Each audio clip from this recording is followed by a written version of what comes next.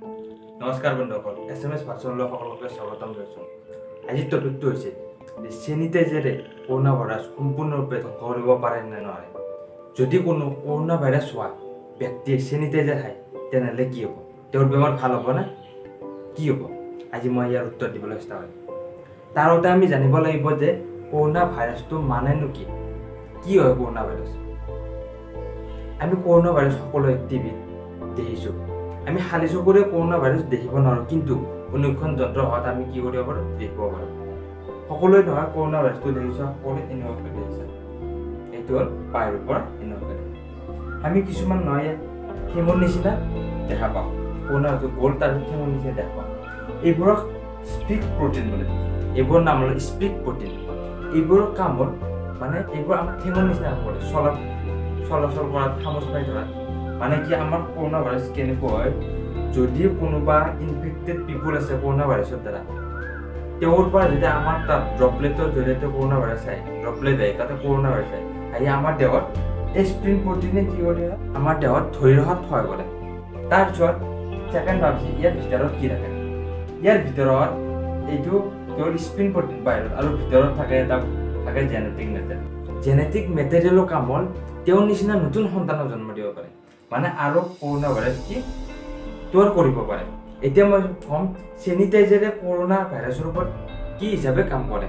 তাৰ আগতে আপোনালোকে জানিব লাগিব চেনিটাইজাৰ বিভিন্ন প্ৰকাৰৰ আছে। কোনটো চেনিটাইজাৰে কৰোনা ভাইৰাছ মাৰিব পাৰে সেইটো মই আপোনালোকক প্ৰথমতে কৈ আছোঁ।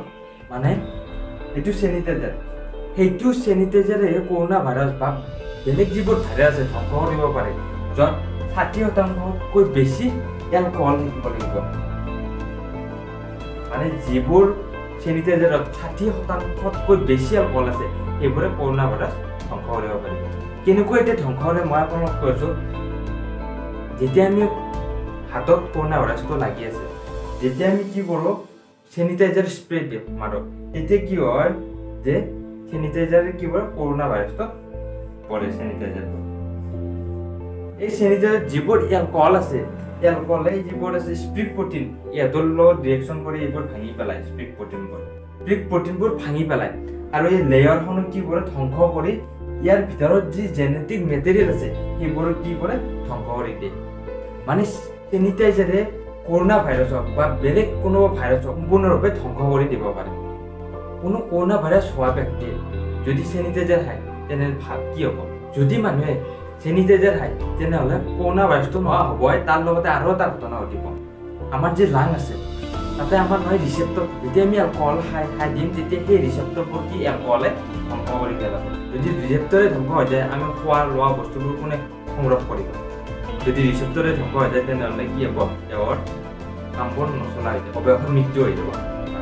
সকলোৱে এইটো মনত ৰাখিবা যে চেনিটাইজাৰ অকল বডিত লগৰ কাৰণে ব্যৱহাৰ কৰা, কিন্তু খোৱাৰ বাবে উপযোগী নহয়। যদি ইনফৰমেশ্যনটো ভাল লাগিছে তেনেহ'লে শ্বেয়াৰ কৰিলে নকৰিবা, যাতে এই ইনফৰমেশ্যনটো